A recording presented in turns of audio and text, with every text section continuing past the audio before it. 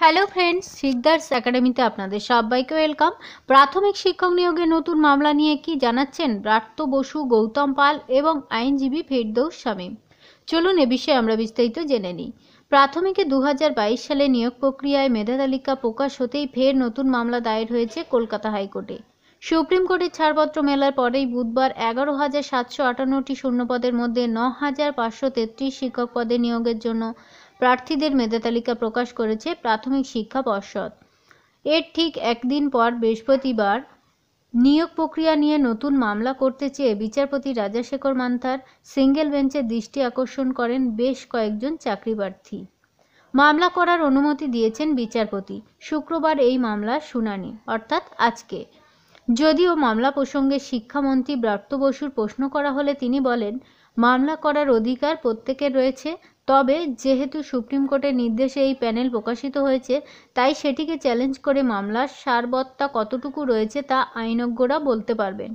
মুখ্যমন্ত্রী মমতা বন্দ্যোপাধ্যায়ের নির্দেশ মতো আইনি পরামর্শ নিয়েই কিন্তু চাকরি দেওয়ার বিষয়ে আমরা আশাবাদী।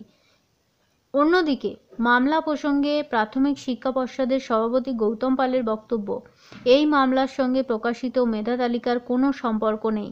যারা মামলা করেছেন তাদের ডিএলএড এবং বিএড দুটি ডিগ্রি রয়েছে।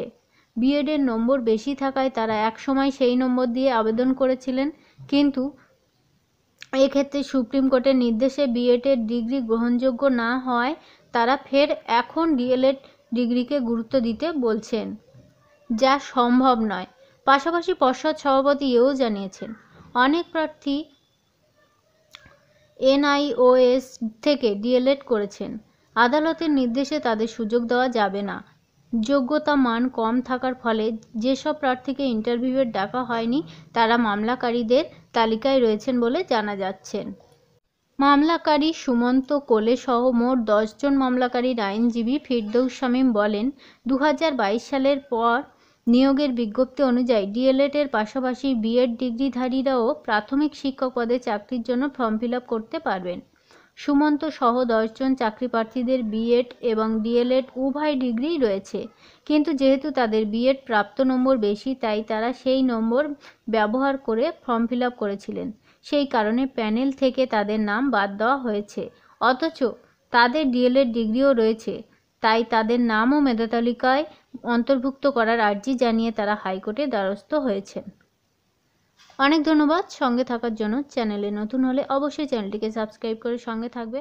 দেখা যাক আজকে শুনানি কী হয়।